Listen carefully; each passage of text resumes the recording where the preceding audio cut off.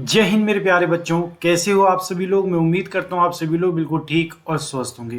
तो आज एक ऐसा टॉपिक में लेकर के आया हूँ आप सभी बच्चों के लिए, जो आप सभी बच्चों के एग्जाम में 1 से 2 प्रश्न वहां से डेफिनेटली आएंगे। और ये हमारे दैनिक जीवन रोजमर्रा की जिंदगी में भी बहुत ही ज्यादा इसका उपयोग है। तो चलिए बिना समय गवाए, बिना देरी किए हम एक एक करके इनके टर्म्स को समझते हुए चलते हैं, ताकि हमारे एग्जाम में इनसे रिलेटेड कोई प्रश्न यदि आ जाए तो ना छूटे। बट यदि आप सभी बच्चे पहली बार मेरे इस चैनल पर आए हो तो मेरा हौसला बढ़ाने के लिए चैनल को सब्सक्राइब करेंगे और बेल आइकन के बटन को दबाएंगे। इसकी पूरी की पूरी पीडीएफ आप लोगों को मेरे टेलीग्राम, इसी नाम से है, साइंस विद रोहित सर के नाम से टेलीग्राम चैनल है, जिसको ज्वाइन कर लेंगे, जहां पर सभी क्लासेस की पीडीएफ आप लोगों को मैं अवेलेबल करा देता हूं। तो चलिए बेटा बिना समय गवाए हम स्टार्ट कर देते हैं अपने। तो आज का टॉपिक है दोस्तों हमारा प्लेन मिरर, समतल दर्पण। जब भी हम प्लेन मिरर की बात करते हैं तब भी हमें अपना चेहरा देखने का याद आता है। तो भाई जब भी हम अपना चेहरा देखते हैं, चाहे कोई दुल्हन अपना चेहरा देखती है, चाहे कोई बच्चा अपना चेहरा देखता है, कोई भी जोड़ा अपना चेहरा देखता है, तो अपने चेहरे को देखने के लिए याद रखना दोस्तों, हमें एक दर्पण की आवश्यकता जरूर होती है। बट वो दर्पण जो हमारे आसपास में सबसे ज्यादा देखने को हमें मिलते हैं वो एक ही दर्पण है, प्लेन मिरर, समतल दर्पण। तो आपने यहाँ देखा होगा एक ये सुंदर सी लेडी, सुंदर सी कन्या अपने इस चेहरे को, क्योंकि अपना चेहरा यदि ये दर्पण नहीं होता तो किसी भी व्यक्ति को ये नहीं पता चल पाता, किसी भी लेडीज को ये नहीं पता चल पाता कि भैया वाकई में वो उतनी खूबसूरत है जितना लोग उसको बता रहे हैं। तो अपने आप की खूबसूरती को देखने के लिए हमें अपनी छाया को देखना होता है, और हमें अपनी छाया, अपनी प्रतिबिंब को देखने के लिए एक दर्पण की आवश्यकता होती है। तो देखो ये महिला कितनी चमक रही है इस मिरर के अंदर, अपने आप को देख करके ये और खुश हो रही है। ठीक इसी तरह से जब आप छोटे बच्चे थे तो जैसे ही आप किसी दर्पण के सामने जाकर के खड़े होते थे तो आप हंसना चालू कर देते थे। आपको लगता था कि आपका भाई अंदर है, या आपको लगता था कि आपका कोई दोस्त अंदर है। लेकिन मैं बता दूं दोस्तों, ये आपकी एक दूसरी छाया है, आपकी दूसरी एक इमेज है। तो कहने का मतलब है जब भी हमें किसी इमेज को देखने की आवश्यकता होती है तब हमने आसपास के मिरर की तरफ देखते हैं, और वो मिरर जो हमारे घरों की दीवारों पर टंगा होता है वो सारा का सारा प्लेन मिरर होता है। तो चलिए आज हम इस प्लेन मिरर की कुछ प्रॉपर्टीज को देखते हैं, जो प्रॉपर्टी हमारे दैनिक जीवन में उपयोगी तो है ही है, इसके साथ साथ हम लोगों के एग्जाम के ओरिएंटेड भी ये टॉपिक है। तो चलिए बेटा सबसे पहला आज हम इस प्लेन मिरर के बारे में देखते हैं। तो यहाँ पर आप लोगों को मैंने एक प्लेन मिरर दिखाया है, और इस प्लेन मिरर की कुछ प्रॉपर्टीज होती है। इसकी प्रॉपर्टीज को पढ़ने से पहले कुछ हमें लॉ और कुछ रूल और रेगुलेशन को फॉलो करने पड़ेंगे। तो यहाँ आपको ये एक मिरर है, और किसी भी मिरर के पीछे याद रखना किसकी पॉलिश की जाती है। बेटा यदि पूछा जाए किसकी पॉलिश की जाती है तो आप बोल देना सिल्वर की पॉलिश की जाती है। किसकी पॉलिश की जाती है? सिल्वर की पॉलिश की जाती है, चांदी की पॉलिश की जाती है। और इस चांदी को खराब होने से बचाने के लिए इसके पीछे रेड ऑक्साइड की पेंट की जाती है। रेड ऑक्साइड का पेंट किया जाता है ताकि ये चांदी उसके ऊपर से ना उतरे। तो सीधी सी बात, ये हमारा एक रिफ्लेक्टिंग सरफेस है, हमारा ये एक दर्पण है, और इस दर्पण के ऊपर जब किसी भी सोर्स से लाइट को गिराया जाता है तो ये लाइट सीधी इस दर्पण के ऊपर गिरेगी, और वो इसकी दूसरी तरफ नहीं जा पाएगी क्योंकि पॉलिश किया हुआ है, तो वापिस अपनी मीडियम की ओर लौट आएगी।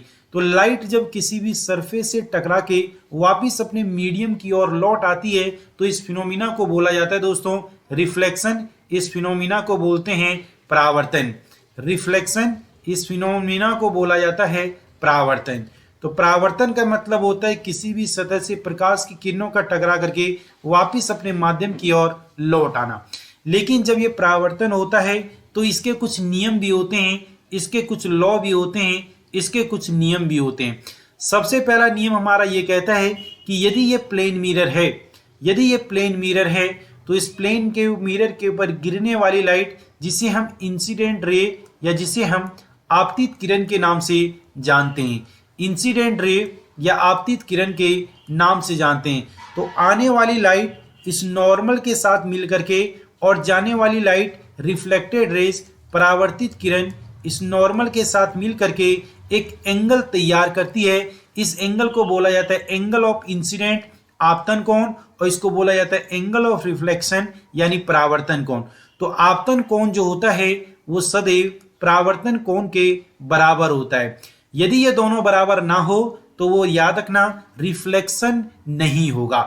दूसरी सबसे बड़ी बात इसके अंदर बोला गया कि ये आने वाली लाइट यानी इंसिडेंट, और इसके अलावा यदि हम बात करें इंसिडेंट रे, और इसके अलावा जो हमने ये ड्रॉ किया है normal, normal is always perpendicular draw on a surface. तो यदि हम बात करें इस नॉर्मल या हम बात करते हैं इस अभिलंब की, और तीसरी लाइट है इसके अंदर रिफ्लेक्टेड रेस, तीसरी लाइट है रिफ्लेक्टेड रेस।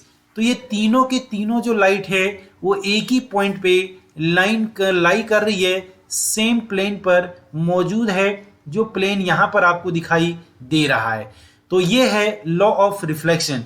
बट हमारे काम का ये है कि रिफ्लेक्शन तब तक नहीं माना जाता जब तक इंसिडेंट एंगल और रिफ्लेक्शन एंगल ये दोनों एक दूसरे के सदैव बराबर ना हो जाए।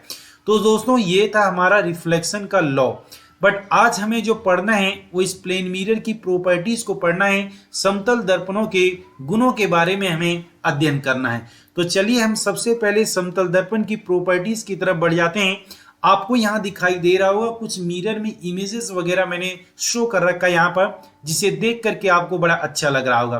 तो सबसे पहले यदि मैं पूछूं कि प्लेन मिरर में जो बनने वाली प्रतिबिंब होती है, जो छाया होती है, उस छाया की नेचर कैसा होता है, तो ये प्रतिबिंब हमेशा वर्चुअल यानी आभासी और सीधी छवि की होती है। तो virtual and erect image is always found on a plane mirror. किसी समतल दर्पण में बनने वाली वस्तु की प्रतिबिंब सदैव वर्चुअल होती है, मतलब आभासी। जैसे देखो भाई वर्चुअल क्या होता है, तो ये आपको यहाँ पर एक कैंडल, यहाँ पर आपको एक ये ऑब्जेक्ट नजर आ रहा है। इस ऑब्जेक्ट को ध्यान से देखोगे तो जैसे किसी भी सोर्स से आप लाइट को देखते हो तो ये लाइट इसके ऊपर गिरती है, और गिरने के बाद ये किसके ऊपर जाएगी, ऑब्जेक्ट के ऊपर जाएगी, और ये ऑब्जेक्ट आपको विजिबल हो जाएगा।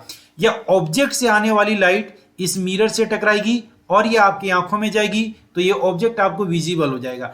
तो कहते हैं कि यदि हमने कुछ इसको डॉट डॉट करके आगे की ओर मिला करके हमने पीछे की ओर इन लाइन को हमने कन्वर्ज कराया है, तो यहाँ पर हमें इसकी इमेज दिखाई दे रही है।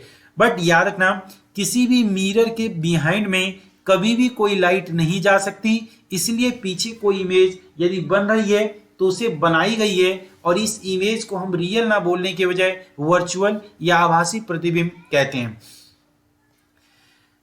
जैसे आपको ये मिरर दिखाई दे रहा होगा, सामने यहाँ पर एक सुराही रखी हुई है, और इसकी यदि आप स्पॉट की इमेज यदि आप इस मिरर के अंदर देख रहे हो तो देखो आप लोगों को बिल्कुल दिखाई दे रही है, ये जैसे बिल्कुल वैसे ही दिखाई दे रही है। लेकिन अभी आगे एक छोटा सा टर्म्स और आएगा जिसे हम बोलते हैं लेटरल इन्वर्टेड, जिसे हम क्या बोलेंगे बेटा, लेटरल इन्वर्टेड। तो चले भाई आगे बढ़ जाते हैं, और ये देखो एक सुंदर सी कन्या कितनी खुश हो रही है अपना चेहरा देख करके, क्योंकि जब अपना चेहरा शीशे का देखते हैं और जब हमें ऐसा लगता है कि भैया हमारा चेहरा दूसरों से अच्छा है तो हम बहुत खुश हो जाते हैं। तो आपको एक खुशी का ठिकाना या आपको एक खुशी देने का भी एक जरिया है ये मिरर। आगे बढ़ते हैं, अगला है size of the image is equal to the object. यानी यदि मैं बोलूं तो ऑब्जेक्ट की साइज और इमेज की साइज किसी भी प्लेन मिरर के अंदर सदैव एक समान होती है। वस्तु की दूरी और प्रतिबिंब की दूरी एक समान। जैसे ये हमारे पास ये प्लेन मिरर है, ये आपको नजर आ रहा है। इस प्लेन मिरर के सामने ये मैंने एक ऑब्जेक्ट रख दिया है, जिस ऑब्जेक्ट की हाइट को हमने माना है h। तो दो लाइट, तो आप लोगों को पता है किसी भी इमेज को फॉर्म करने के लिए दो लाइट का इंटरसेक्ट होना जरूरी है। तो पहली लाइट ये ऐसे सीधी आई जो इन्फिनिटिव से आ रही है, जो इससे टकराई, और टकराने के बाद अब आप लोगों को पता है ये पीछे तो जा नहीं सकती, तो हमने कुछ इसको पीछे तो जा नहीं सकती, तो हमने कुछ इमेजिन कर लिया कि भैया चले पीछे तुझे ले जा करके मिला देते हैं। और एक लाइट जो आ रही है जो ऑब्जेक्ट के ऊपर से आएगी और इसके पोल से टकराएगी, किससे टकराएगी, पोल से। तो पोल से टकरा करके वापिस वो क्या हो जाएगी बेटा, रिफ्लेक्ट हो जाएगी। तो ये हमारा एंगल आई और ये हमारा एंगल आर बनेगा। दूसरी बात, इस लाइट को हमने आगे ड्रॉन करके यहाँ पर मिला दिया, तो यहाँ पर ऑब्जेक्ट की इमेज बनी है। तो ऑब्जेक्ट की इमेज यदि एच बनी है तो इसकी इमेज को हम बोलेंगे एच डैश। और याद रखना एच यहाँ पर हमेशा एच डैश के बराबर होगा, एच यहाँ पर हमेशा एच डैश के बराबर होगा, क्योंकि यहाँ पर एक टर्म्स आता है मैग्निफिकेशन, या एक टर्म्स यूज करेगा आवर्धन। आवर्धन का मतलब क्या होता है बेटा, तो आवर्धन का मतलब होता है इमेज की हाइट और ऑब्जेक्ट की हाइट का रेशियो, यानी प्रतिबिंब की ऊंचाई और वस्तु की ऊंचाई के बीच का जब हम अनुपात निकालते हैं तब उसे हम आवर्धन कहते हैं। और इस आवर्धन के जरिए से हम ये बता सकते हैं किसी भी वस्तु की बनने वाली प्रतिबिंब का आकार वस्तु के बराबर है, वस्तु से छोटा है या फिर वस्तु से बड़ा है। तो यहां पर याद रखना, यदि आपसे क्वेश्चन पूछा जाए किसी प्लेन मिरर का मैग्निफिकेशन कितना होता है, तो प्लेन मिरर का मैग्निफिकेशन सदैव 1 होता है। क्यों? क्योंकि ऑब्जेक्ट और इमेज की हाइट का जब रेशियो निकालोगे तो 1:1 निकलेगा। तो ये हमें दूसरी प्रॉपर्टी पढ़ ली।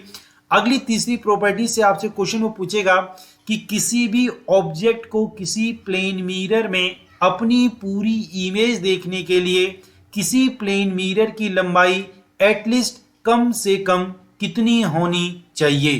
तो भैया आप तुरंत बता दोगे कि कितनी होनी चाहिए।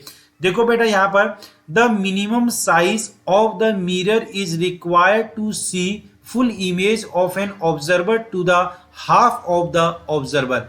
मतलब आपको यदि किसी प्लेन मिरर में अपनी पूरी इमेज देखनी है तो उस प्लेन मिरर की लंबाई कम से कम आपकी लंबाई का आधा हो। कैसे? तो देखो भाई, ये एक टॉल मैन है, यहां पर एक लंबा आदमी खड़ा है, ये इसका पैर है और ये इसका आंख है। तो जैसे ये आंखों से देखेगा, तो देखो भाई, जैसे ये आंखों से देखेगा तो एक लाइट तो बिल्कुल ऐसे सीधी गई जो इस मिरर से टकराई, और दूसरी लाइट जो जाएगी वैसे नीचे की तरफ जाएगी। तो जैसे इससे टकराएगी तो टकराने के बाद क्या होगी, वो उसके पैरों से जाएगी, टकराने के बाद क्या होगा, वो इसके यहां से जाएगा। तो आपको पता है कि ऑब्जेक्ट को पूरी इमेज देखने के लिए एक लाइट उसके टॉप से आना चाहिए और दूसरा लाइट उसके बॉटम से आना चाहिए। तो ये लाइट इसके टॉप से आ रहा है, ये लाइट इसके बॉटम से आ रहा है। अब ये दोनों की दोनों लाइट को हम इंसिडेंट कराते हैं किसी मिरर के ऊपर। तो मिरर के ऊपर हमने इंसिडेंट करा दिया और इस लाइट को आगे की ओर ड्रॉ करते हैं। इस लाइट को जब हमने आगे की ओर ड्रॉ किया और इस लाइट को जब हमने आगे की ओर ड्रॉ किया तो हमने ये देखा कि इसकी पूरी इमेज बनने के लिए कम से कम इतनी लंबाई का मिरर चाहिए ही चाहिए। तो ये मिरर जो है वो पूरी की पूरी लंबाई का, मतलब किसी भी ऑब्जेक्ट की दूरी का आधा है। यानी ये जो ऑब्जेक्ट है इस ऑब्जेक्ट की लंबाई का ये आधा है। तो एक बात याद रख लेना, किसी भी वस्तु को किसी भी प्लेन मिरर के अंदर अपनी पूरी इमेज देखने के लिए एटलीस्ट कम से कम आधी लंबाई का मिरर चाहिए ही चाहिए। अगली प्रॉपर्टी चलते हैं, ये भी मोस्ट इंपॉर्टेंट प्रॉपर्टी है बेटा, प्रॉपर्टी नंबर 4, जिसमें कहता है कि यदि किसी प्लेन मिरर को थीटा डिग्री के एंगल से रोटेट कर दिया जाए तो बताओ उसका रिफ्लेक्टेड रेज कितने डिग्री के एंगल से रोटेट हो जाएगा। तो देखो भाई ध्यान से, ये हमारे पास ये इंसिडेंट लाइट है। ये कौन सी लाइट है बेटा? ये इंसिडेंट लाइट है। कौन सी लाइट है? ये इंसिडेंट लाइट है। ये इंसिडेंट लाइट है। तो इंसिडेंट लाइट यहां से आ रही है। अब ये हमारा मिरर जो है, इस मिरर को हमने थीटा डिग्री के एंगल से रोटेट कर दिया। देखो यहां पर बता रहा है कितने डिग्री के एंगल से, थीटा डिग्री के एंगल से रोटेट कर दिया। तब आपको पता है कि यदि हमने इसे थीटा डिग्री के एंगल से मिरर को रोटेट किया है तो इसका मतलब इंसिडेंट एंगल में तो कोई चेंज नहीं आएगा, लेकिन इसका नॉर्मल जो है वो चेंज हो जाएगा। जो नॉर्मल इसका यहां पर था वो नॉर्मल थोड़ा सा आगे चले जाएगा यहां पर। तो पहले के नॉर्मल और अभी के नॉर्मल के बीच में एंगल उतना ही चेंज आएगा जितना एंगल आपने मिरर के बीच में चेंज किया है। तो मिरर के बीच में यदि थीटा डिग्री का एंगल चेंज किया है तो दोनों नॉर्मल के बीच में, ओरिजिनल नॉर्मल और अभी जो दूसरा नॉर्मल चेंजेस नॉर्मल हुआ है, उन दोनों के बीच में एंगल कितने का बनेगा? थीटा का बनेगा। तो अब एक बात आप लोगों को पता है कि यदि उसका नॉर्मल चेंज हो जाए तो नॉर्मल चेंज हो गया तो उसका रिफ्लेक्टेड रेज भी चेंज हो जाएगा। नॉर्मल चेंज हो गया तो बेटा रिफ्लेक्टेड रेज भी आपका क्या होगा? चेंज हो जाएगा। तो ये पहला लाइट यहां से रिफ्लेक्ट होकर के जा रही थी, अब लाइट उससे थोड़ी सी आउटवर्ड, उससे थोड़ी दूर जाकर के रिफ्लेक्ट होगी। कहां? दूर। तो हमने ये देखा कि इस एंगल के कंपैरिजन में इस एंगल का मान जो है वो 2 थीटा है। तो हमने ये देखा कि इंसिडेंट, यदि हमने देखा कि किसी भी प्लेन मिरर को थीटा डिग्री के एंगल से रोटेट कर दिया जाए और उसके सोर्स को चेंज ना किया जाए तो उस मिरर का रिफ्लेक्शन एंगल जो होगा वो 2 थीटा से चेंज हो जाएगा। 2 थीटा रोटेट हो जाएगा किसकी तरफ? मिरर की तरफ। तो ये भी हमारा एक जबरदस्त प्रश्न है जो एग्जाम में पूछे जाने वाला है। अगला क्वेश्चन है कि किसी भी ऑब्जेक्ट का डिस्टेंस किसी भी प्लेन मिरर से सदैव एक समान होता है। यहां से यहां की दूरी जितनी है बेटा उतनी ही दूरी यहां से यहां की मिलेगी। आपको पता है ये हमारे पास ऑब्जेक्ट है और ये हमारे पास इमेज है, तो object distance is equal to the image distance. वस्तु की दूरी और प्रतिबिंब की दूरी सदैव एक समान होती है। कई बार एग्जामिनर क्वेश्चन पूछता है कि यदि कोई लड़का किसी प्लेन मिरर से 10 सेंटीमीटर की दूरी पर खड़ा है तो बताओ उस लड़के और उसकी इमेज के बीच का डिस्टेंस कितना होगा।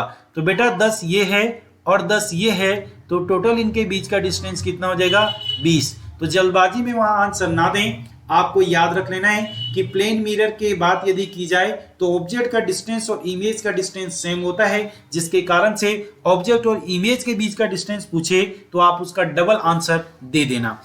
आगे बढ़ते हैं अगली प्रॉपर्टीज पर। तो अगली मेन और सबसे बढ़िया और मोस्ट प्रॉपर्टीज जो है वो क्या है बेटा, उसको ध्यान से देखो आप। यहाँ पर इस प्रॉपर्टीज में क्या बोला गया है तो इसे देखते हैं हम लोग ध्यान से कि ये कहता है कि यदि दो प्लेन मिरर हम लोगों के पास है तो उन दोनों प्लेन मिरर में हम कितनी कितनी इमेज बना सकते हैं।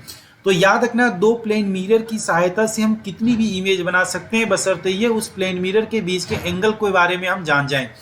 तो यहाँ पर रखना n इज इक्वल टू, एक फार्मूला में बता रहा हूँ, 360 डिवाइड बाई थीटा माइनस का 1। बट याद रखना वस्तु सदैव दर्पणों के बीच में हो, वस्तु सदैव दर्पण के बीच में हो, दर्पणों के बीच में हो, के कहाँ पर मौजूद हो, बीच में हो। यदि वस्तु बीच में नहीं होगा तो फिर ये रूल लागू नहीं होगा, फिर 360 बाई थीटा वाला रूल लागू होगा, ऑड नंबर वाला रूल लागू होगा। तो यहां पर आप लोगों को दिखाई दे रहा होगा कि ये है हमारे पास ऑब्जेक्ट, ये हमारे पास क्या है बेटा ऑब्जेक्ट। अब यदि ये ऑब्जेक्ट है और यहां पर इमेज, पहली इमेज, यहां पर ये हमारे पास दूसरी इमेज और यहां पर ये हमारे पास तीसरी इमेज, तो टोटल इमेज की संख्या यहां पर कितनी आ गई है बेटा 3।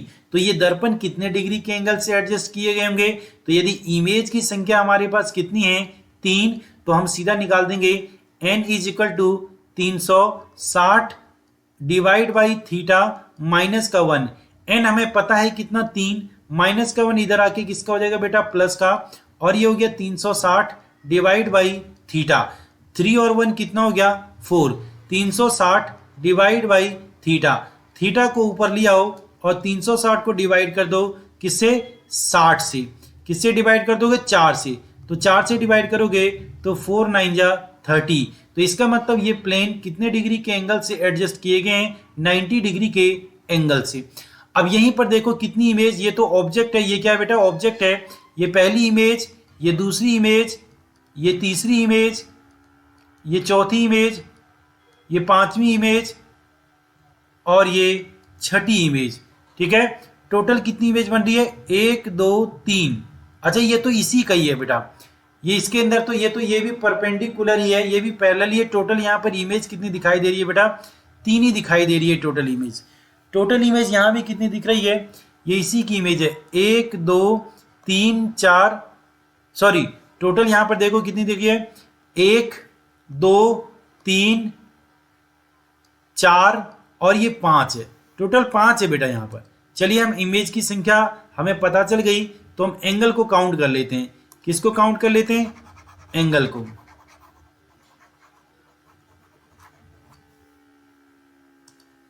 चलिए तो यदि यहां पर हमें पता चल गया तो इनके बीच में कितने डिग्री के एंगल, देखो ये पहली इमेज बनी, ये दूसरी इमेज बनी, ये तीसरी इमेज बनी, ये चौथी इमेज बनी, ये पांचवी इमेज बनी और ये खुद ऑब्जेक्ट है। ये खुद क्या है बेटा, ये ऑब्जेक्ट है। तो 5 इमेज कब बनेगी, जब इनके बीच में 60 डिग्री का एंगल होगा। कितने डिग्री का एंगल होगा बेटा 60 डिग्री का। जब थीटा होगा 60 डिग्री का तब हमारे पास इमेज की संख्या कितनी होगी 5। कैसे बेटा, तो ये फार्मूला भी मैंने बताया, n is equal to 360 minus का 360 डिवाइड बाई थीटा माइनस का 1। तो 360 की जगह पे हम कितना रखेंगे 360 और थीटा की जगह पे कितना रखेंगे 60 और माइनस का कितना करेंगे 1, तब आंसर कितना आ जाएगा बेटा 5। तब कितना आ जाएगा 5। आगे चलते हैं नेक्स्ट कुछ और टर्म्स के लिए।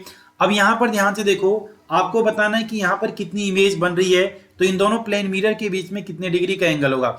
तो सिंपल सी बात, ये तो ऑब्जेक्ट है तो ये पहली इमेज, ये दूसरी इमेज, ये तीसरी इमेज, ये चौथी इमेज, ये पांचवी इमेज, ये छठी इमेज, ये सातवीं इमेज। तो टोटल इमेज की संख्या कितनी बन रही है? इमेज की संख्या बन रही है बेटा 7। तो ये प्लेन मिरर कितने डिग्री के एंगल से एडजस्ट किए होंगे?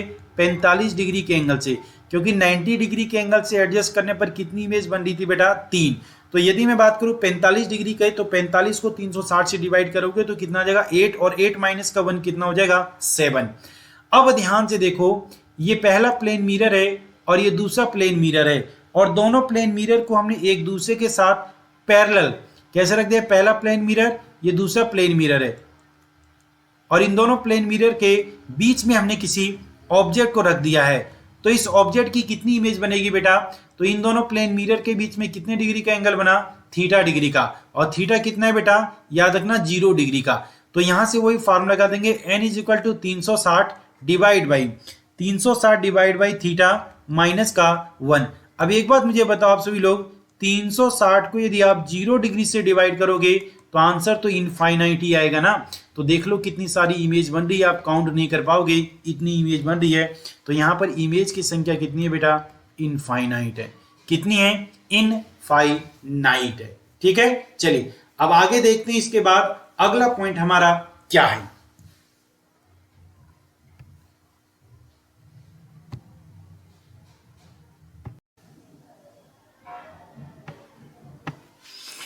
चलिए बेटा, एक लास्ट का टॉपिक, छोटा सा हमारा लास्ट का पॉइंट रह रहा है, लेटरल इन्वर्टेड। तो आप लोगों ने देखा होगा कि जब भी आप किसी प्लेन मिरर के सामने खड़े होते हो और आप राइट हैंड को हिलाते हो तो आपको लेफ्ट हैंड मूव होता हुआ नजर आता है। तो इस प्रॉपर्टी को बोलते हैं लेटरल इन्वर्टेड। जिस लेटरल इन्वर्टेड का मतलब होता है कि लेफ्ट वाली चीजें हमें प्लेन मिरर में राइट की ओर, और राइट वाली चीजें हमें प्लेन मिरर में लेफ्ट की ओर होती हुई दिखाई देती है। तो इसकी प्रॉपर्टीज को बोला जाता है लेटरल इन्वर्टेड, जिसका हम भली भांति जानने के कारण से कुछ अलग अलग स्थानों पर हम इसको इस हिसाब से बनाते हैं कि इस मिरर का यूज कर सकें। जैसा कि आप लोग यहां पर देख रहे होंगे कि इस प्लेन मिरर के अंदर एक लड़का खड़ा है। इस लड़के का ये लेफ्ट हैंड आपको नजर आ रहा होगा, ये लेफ्ट हैंड। बट जब ये लड़का है, लड़के का ये राइट हैंड है, बट ये राइट हैंड इस मिरर के अंदर हम देखेंगे तो हमें लेफ्ट हैंड नजर आएगा और लेफ्ट वाला हैंड राइट हैंड नजर आएगा। तो इसी को बोला जाता है लेटरल इन्वर्टेड। या सीधी सी बात, किसी प्लेन मिरर की तरफ हाथ उठा करके आप बोलो हाय, तो प्लेन मिरर आपको बोलेगा बाय। मतलब आप राइट हैंड दिखाओगे तो वो आपको लेफ्ट हैंड दिखाएगा।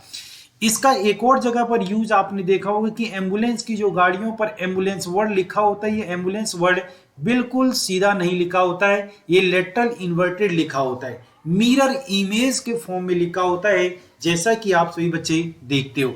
तो ये एम्बुलेंस आप लोगों को यहाँ लिखा हुआ दिखाई दे रहा होगा कि कैसे लिखा हुआ, AMBULANCA, ये लेटरल इन्वर्टेड लिखा है। लेकिन इसी की इमेज जब हम किसी प्लेन मिरर में देखते हैं, इसी की प्रतिबिंब जब हम किसी प्लेन मिरर में देखते हैं, तो ये देखो ये पूरा का पूरा AMBULANCE हमें नजर आ रहा है। तो मैं उम्मीद करता हूं कि आप सभी बच्चों को बहुत ही अच्छी तरीके से चीजें समझ में आ गई होगी। तो प्लेन मिरर की प्रॉपर्टीज से रिलेटेड यदि आपसे कभी कोई प्रश्न पूछा जाए तो आप बड़ी आसानी से बिना समय गंवाए आप इन प्रश्नों का उत्तर दे सकते हो। बेटा ये वीडियो आप सभी बच्चों को कैसी लगी? यदि अच्छी लगी हो तो आप अपने दोस्तों के पास शेयर करना, और यदि पहली बार आप इस चैनल पर आए हो तो चैनल को सब्सक्राइब करेंगे, बेल आइकन के बटन को दबाएंगे, और सभी बच्चे ये जरूर बताएंगे कि आपको ये वीडियो कैसी लगी। कमेंट जरूर करेंगे बेटा, तब मैं देखूंगा कि हाँ मेरे प्यारे स्टूडेंट ने, मेरे प्यारे विद्यार्थियों ने इस वीडियो को वॉच किया है। जय हिंद, जय भारत,